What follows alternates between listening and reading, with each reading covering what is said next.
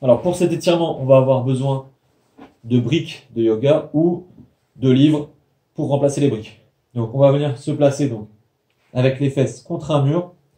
On va venir coller les deux plantes de pied l'une contre l'autre. Puis on va ramener les talons le plus près possible du pubis.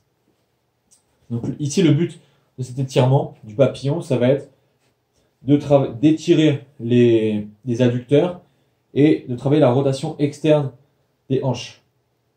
Donc, on va placer les briques. Donc ici, moi, j'ai besoin que d'une brique. J'ai un côté qui est très ouvert et l'autre qui est un peu en retard.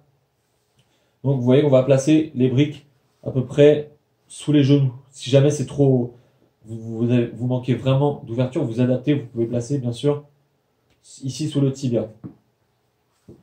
Ça peut mettre la brique à la verticale également. Bref, vous adaptez la position de la brique. Ici, on va d'abord passer une trentaine de secondes dans la position en essayant de se relâcher un maximum.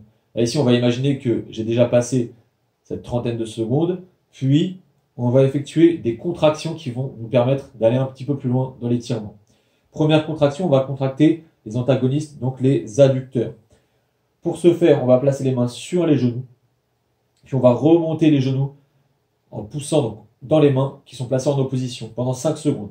On ne veut pas qu'il y ait de mouvement visible, d'accord? C'est une contraction statique, isométrique. On pousse 1, 2, 3, 4, 5, puis on relâche, on prend une inspiration.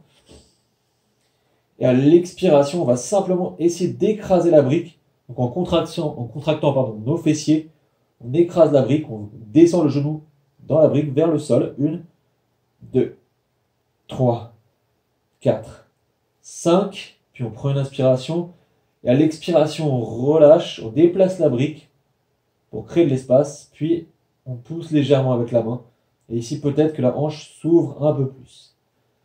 Puis on va recommencer cette opération au moins 3 fois. Donc contraction des antagonistes. 1, 2, 3, 4, 5. Puis sans céder des mains, on contracte les fessiers. Et ici, 1, 2, 3, 4, 5. On relâche. Et on recommence une dernière fois. Je ne vais pas ici le faire devant vous. Donc on fait une dernière fois contraction des adducteurs puis des fessiers. À chaque fois, vous essayez de descendre un petit peu, de déplacer la brique pour pouvoir ouvrir un peu plus la hanche. Et à la fin, vous pouvez rester à nouveau 30 secondes dans votre nouvelle amplitude.